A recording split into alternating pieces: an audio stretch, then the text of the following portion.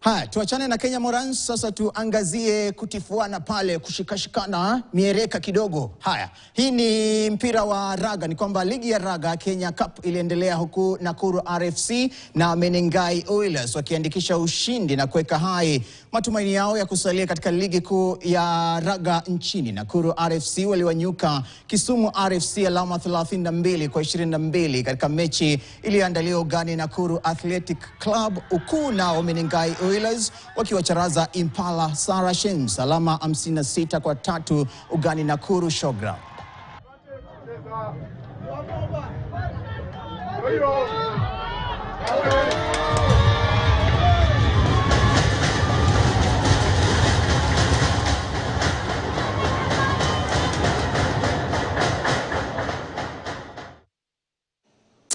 Pakubwa tuangazie matokeo mazima ya ligi hii ya raga ya Kenya Cup, tuone nani yupo juu ya jedwali na matokeo yalikuwa vipi.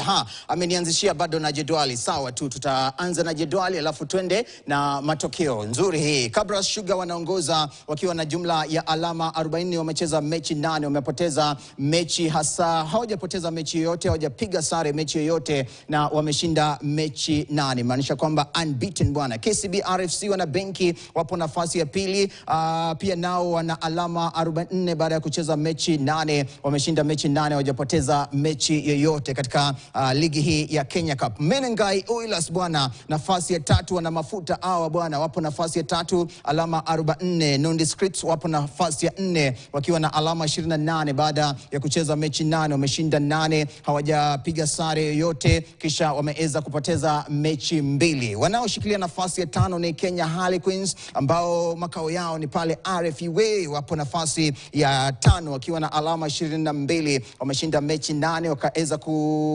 wameshinda mechi 4, wakaeza kupoteza mechi 4 pia. KU Black Blood hawa ni vijana wa chuo kikuu cha Kenyatta, pale wameweza kucheza mechi 8, wakaeza kushinda 3 na kupoteza mechi 5, matokeo ambayo yanaweka katika nafasi ya 6 na jumla ya alama 16. Msimamo huo wa ligi ya raga nchini Kenya Cup, anaofungua ukurasa wa pili ni nafasi ya 7 Kisumu anashikilia nafasi ya 7 wakiwa na alama 12. Impala Saracens wana alama 11, nafasi ya 8. Strathmore Leos wana vyuo vikuu hao wapo nafasi ya pale 9 wakiwa na alama 10, alafu Mwamba RFC bwana wapo nafasi ya 10 wakiwa na alama 9. Pirates wapo nafasi ya 11 wakiwa na alama pale 8, alafu Nakuru RFC wanafunga hasa hili jedwali la Kenya Cup wakiwa na alama pale, mtazamaji, 5, na hii inamaanisha kwamba iwapo basi wataendelea na kupoteza, mambo yatakuwa magumu kwao, lakini weekendi mambo yalikuwa mazuri, manake waliweza kuwanyuka Kisumu. Haya, tuangazie matokeo mazima yalikuwa kuaje. Matokeo siku ya Jumamosi tuliweza kushuhudia wana Harlequins wakiweza kuchabangwa alama 43 kwa 22 na mabingwa watetezi Kabras Sugar. Nondis wakaeza kupoteza alama 8 dhidi ya 53 kutoka kwao KCB RFC.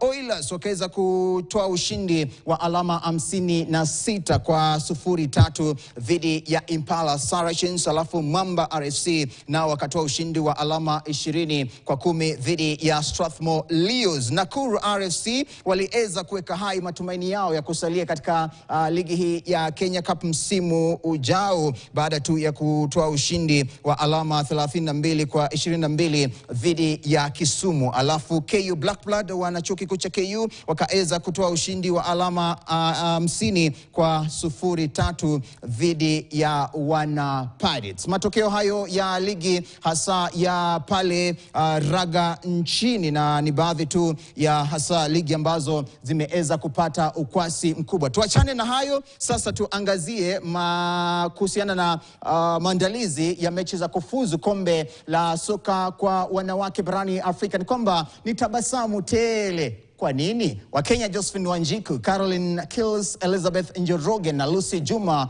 wameteuliwa kusimamia mechi ya kufuzu kombe la soka barani Afrika kwa